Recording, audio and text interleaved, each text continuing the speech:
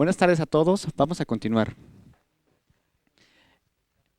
Iniciamos eh, la presentación del ingeniero Alberto Majó Piñeirúa. El ingeniero Majó es ingeniero agrónomo de la Universidad de la República Oriental de Uruguay. Tiene un diplomado en economía en el Instituto de Economía de Montevideo y se ha especializado en gestión de la ciencia, la tecnología y la innovación. En el periodo 2009-2012 se desempeñó como gestor del área de agroalimentación del CITEC.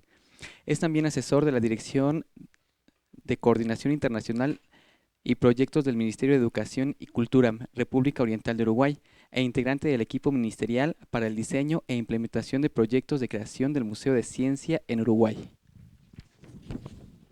Muchas gracias. Eh, Quería hacer un par de precisiones antes de comenzar las dos presentaciones continuas que vienen ahora.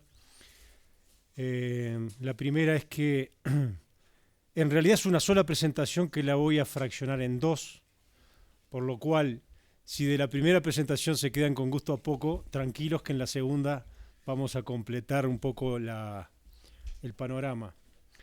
La segunda es que, como algunos ya me han preguntado, quería comentarles que esto es un ejercicio que nosotros hemos hecho como gestor de área del área de agroalimentación del programa CITED, y tomando en consideración varias cosas. La primera, que el programa CITED es un programa iberoamericano que tiene un presupuesto acotado y que financia redes, y que por lo tanto no pretende per se resolverle la vida de la ciencia, la tecnología y la innovación de todos los países.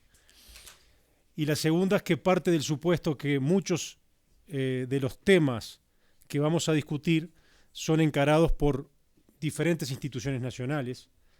Y la tercera, comparado a, digamos, complementando lo primero, es que no hay nada que sustituya lo que cada país hace para resolver sus propios problemas, digamos. O sea, creo que es importante que tiene que quedar claro que este es un programa que, digamos, que la cooperación internacional en ciencia y tecnología para nuestros países es muy importante, porque normalmente el conocimiento es mucho más el conocimiento que se genera afuera que dentro de nuestros países, y que en el marco de esa estrategia, la cooperación iberoamericana es una herramienta más.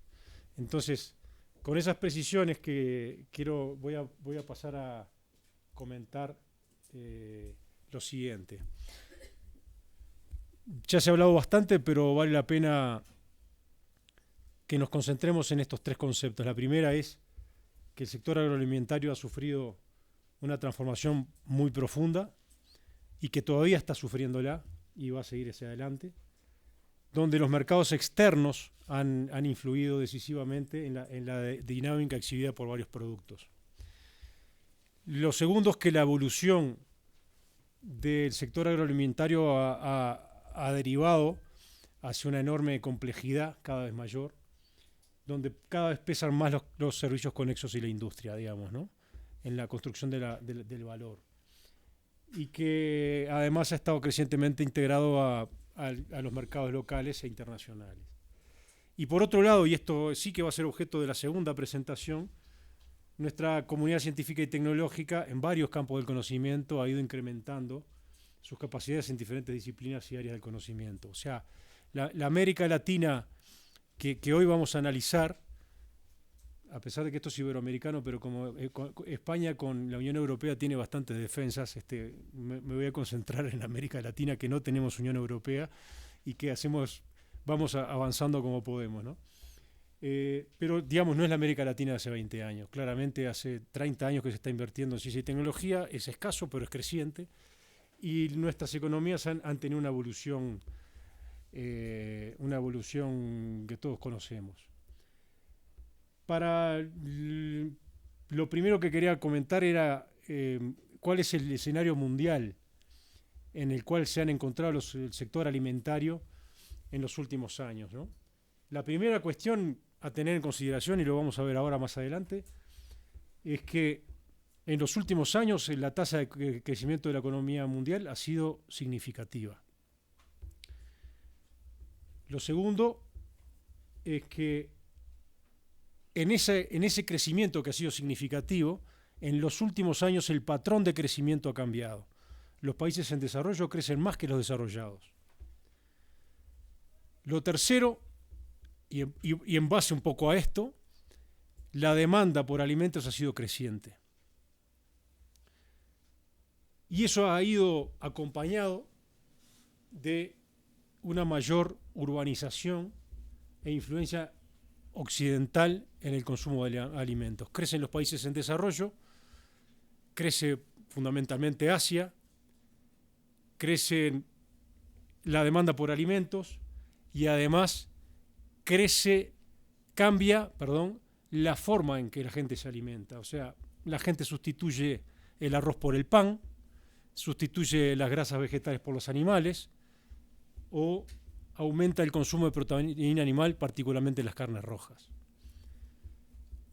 Y el otro elemento que ha presionado adicionalmente al alza al sector alimentario es las políticas que han tenido los países en función de los cambios en los precios del petróleo, del incremento y la volatilidad de los precios del petróleo, en cuanto a estimular la producción de biocombustibles. Eso genera una presión adicional a la demanda de alimentos que, acompañado a una rigidez o un lento crecimiento de la oferta, ha hecho que los niveles de precios de los alimentos estén en niveles superiores que en años anteriores. Y ahora lo vamos a ver. El último comentario que quería hacer era, además mejoran las condiciones de comercio en el mundo. Un comentario que les quería hacer. En el año 87, yo todavía estaba en Facultad de Agronomía, y se estaba celebrando en Punta del Este la Ronda Uruguay del GATT, que fue el que luego determinó la creación de la Organización Mundial de Comercio.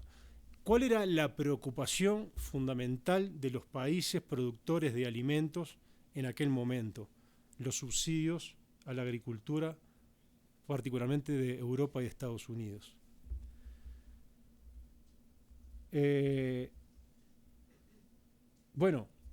También recuerdo que un amigo mío que hizo de chofer de la delegación de Japón vino a contar, y que estudiábamos juntos, estamos hablando de hace 26 años, me dice, estoy siendo chofer de medio attaché ahí de la delegación japonesa. Me acaban de mostrar una máquina que vos metés un papel en una parte del mundo y por teléfono te aparece la fotocopia en otra parte del mundo. 26 años. En 26 años del fax a lo que hoy estamos viviendo.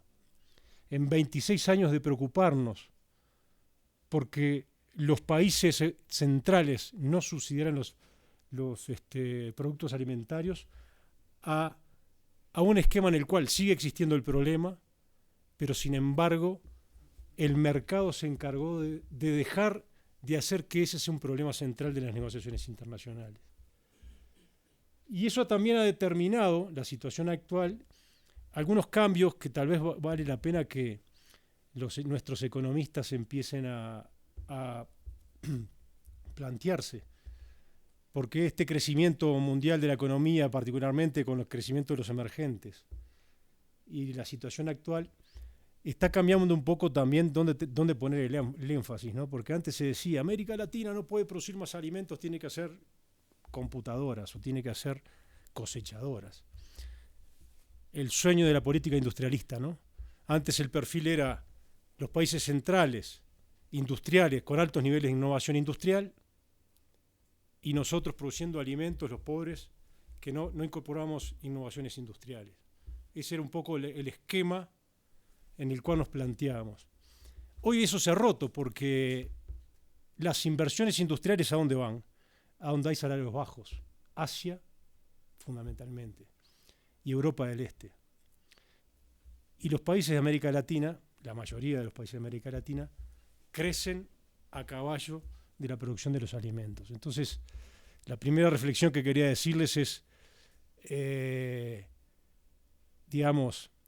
ni tanto ni tampoco, ¿no? O sea, ¿por qué no producir alimentos? Y entonces aquí tenemos un poco la explicación. Solamente está tomado de 2007 a 2012, pero ahí tienen cómo evolucionan los desarrollados, cómo evolucionan los emergentes y cómo Asia crece más que América Latina en este esquema. En el año 2009 es cuando se da la crisis, la economía del mundo baja, los desarrollados bajan un 3,5 y los emergentes crecen moderadamente, más moderadamente, pero crecen también. Entonces, aquí tenemos el cambio de esquema, digamos. En realidad la economía mundial viene creciendo en forma significativa desde la década del 70 hasta acá. Pero claro, los que explicaban el crecimiento de la economía eran los desarrollados. A partir del 98 para adelante, el pedazo de la torta de la tasa de crecimiento mundial empieza a ser cada vez más grande en desarrollo. Y fíjense los últimos años, ¿no? Es un poco la misma explicación del cuadro anterior. El azul, que son los que están en los emergentes, son los que explican el crecimiento. En un contexto de un crecimiento del índice de las materias primas, estas son todas las materias primas, ese pico que ustedes ven es el recalentamiento de la economía y luego la crisis, pero sin embargo, los índices de precios vuelven a niveles superiores del índice 100 de 2005. Quiere decir que, aunque baja y se modera, estamos en niveles de precios superiores al del año 2005. Y aquí tenemos algunos componentes, materias primas, silvoagropecuarias y pesqueras, alimentos en general. Ahí ven cómo la roja crece significativamente. Y luego tenemos los minerales, ¿no? También hay una tendencia a un incremento de la demanda de los minerales. También la explicación de eso la tiene Asia, básicamente. Sin embargo, esta es la tasa real de crecimiento. ¿Qué quiere decir? Que en otros tiempos de la historia los alimentos también tuvieron crecimientos reales importantes. Pero ¿cuál es la diferencia entre el 80 y el 90, digamos, la década del 90, respecto de los fines del 90 ahora? Que antes los índices de precios estaban explicados por algunos productos, no eran todos. Los subsidios de la Unión Europea y de Estados Unidos tenían un componente muy fuerte.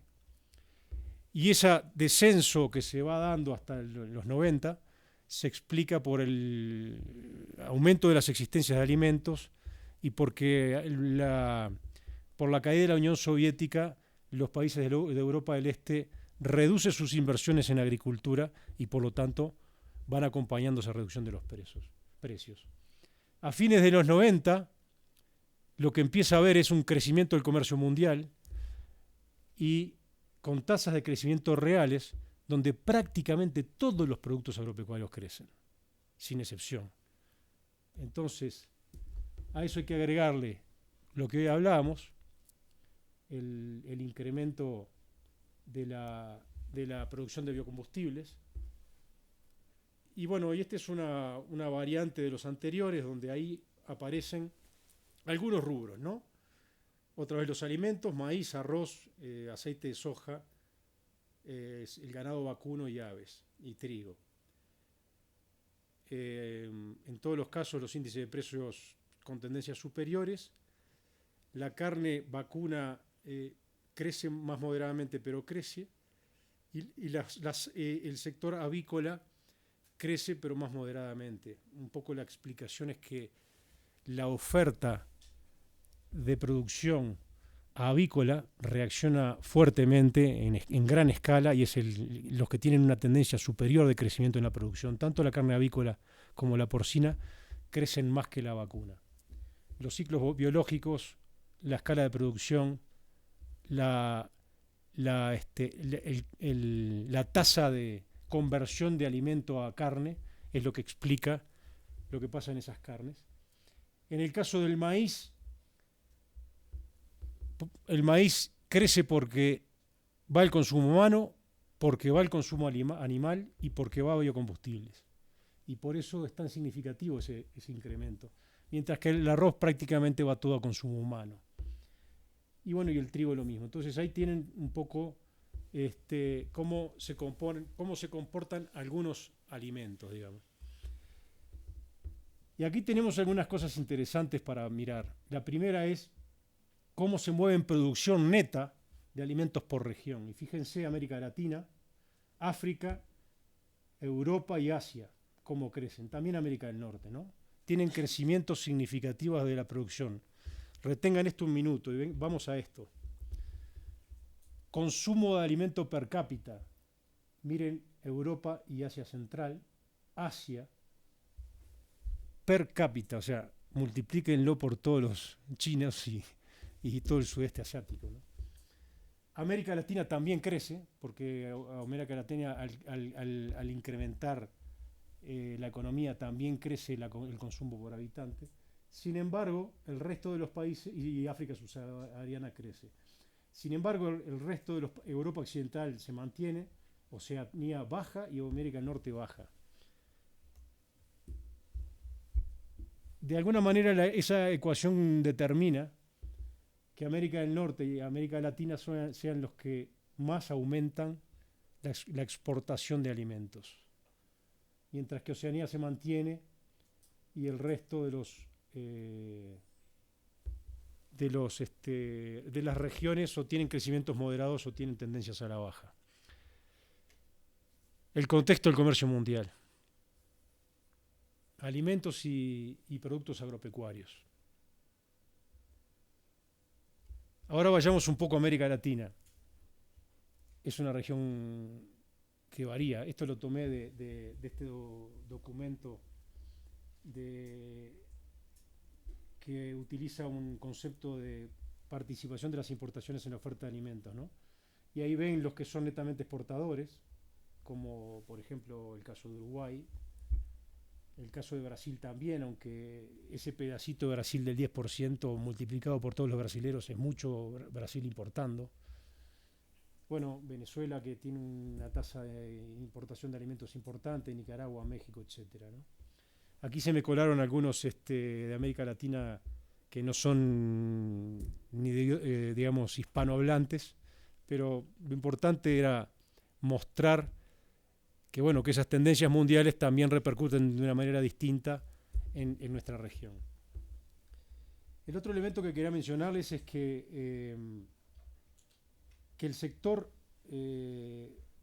agropecuario, este sí es agropecuario, no es agroalimentario, hay unas gráficas mejores en una documentación que hizo la CEPAL con FAO e ICA, que se llama Perspectiva del Desarrollo Rural de las Américas. Tiene unas gráficas muy interesantes. Un poco lo que ellos dicen es que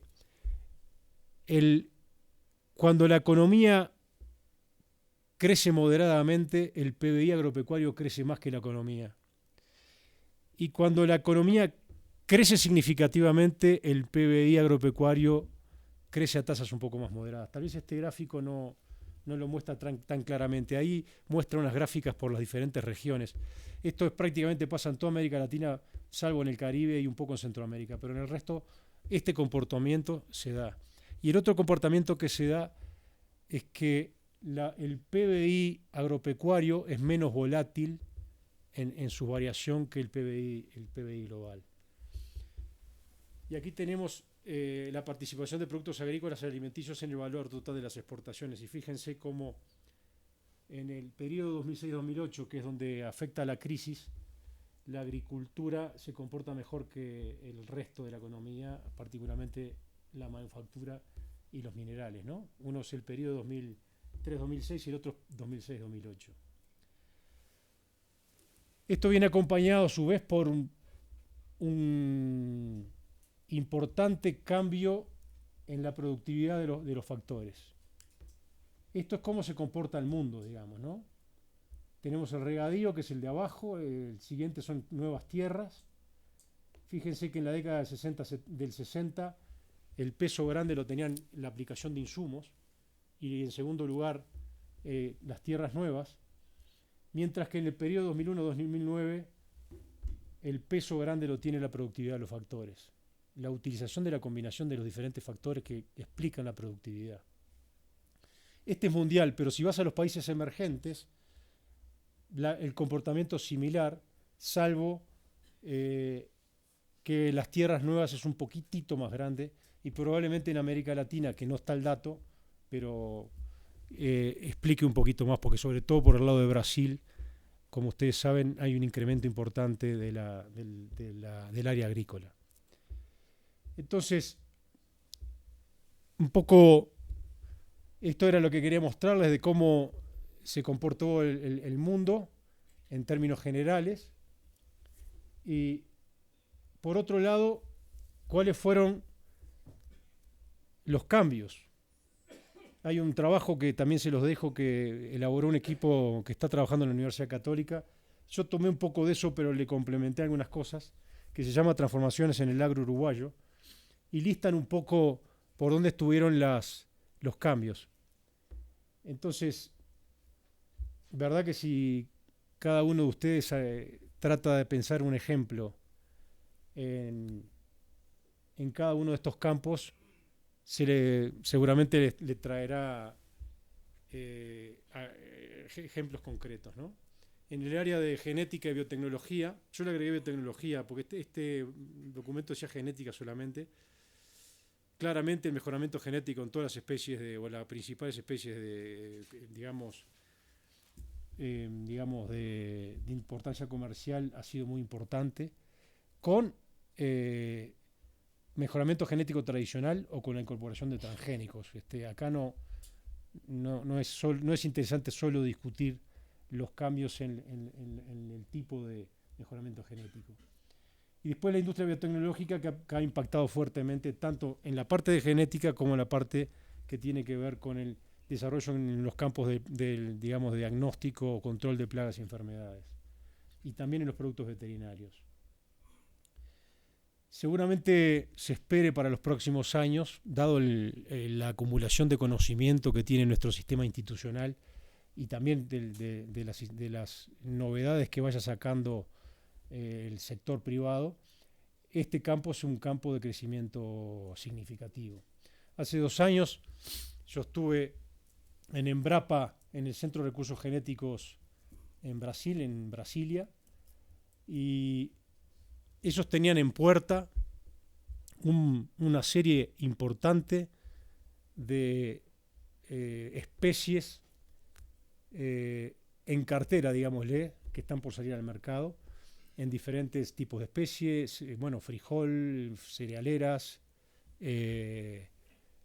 también trabajaban en soja y en especies forrajeras, con características de capacidad de resistencia a diferentes estreses bióticos y abióticos, en algunos casos en acuerdos con multinacionales y en otros casos directamente eran licencias que el propio Embrapa iba a sacar, y eso en el mediano plazo va a tener un impacto grande.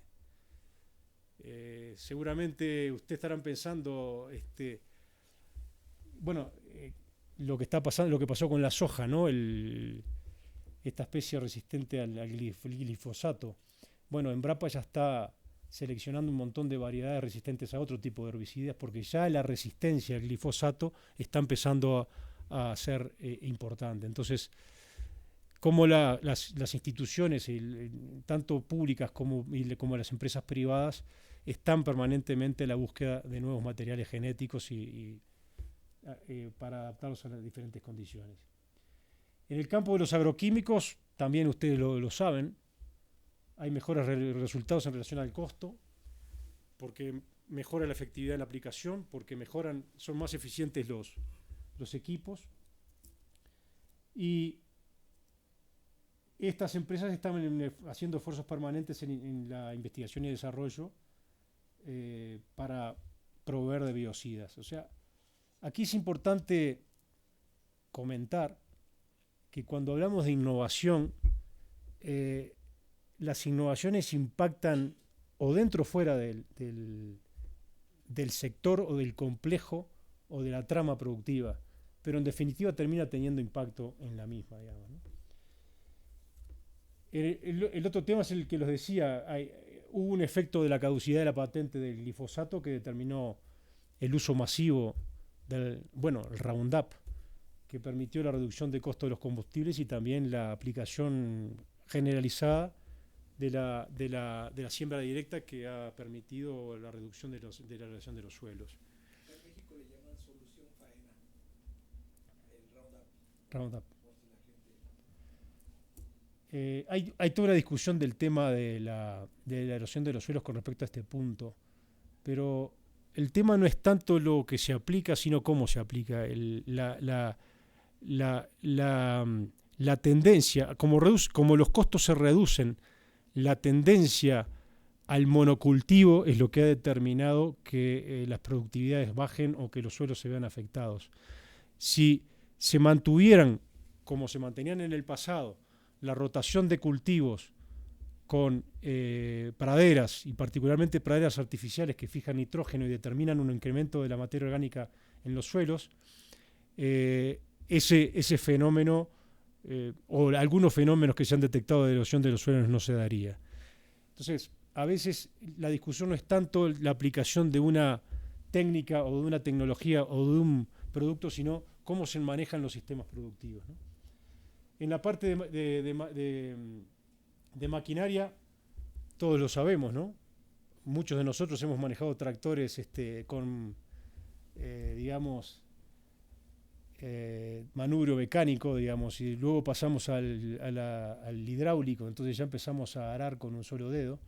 Y yo veo ahora, que no estoy más vinculado al sector agropecuario, pero sí lo veo en los que trabajan en los servicios de siembra, cosecha y fumigaciones, que andan con la radio prendida, con aire acondicionado en unas grandes máquinas donde todo está computarizado y donde tienen unos niveles impresionantes de efectividad, de eficiencia y de calidad en las condiciones de trabajo, ¿no?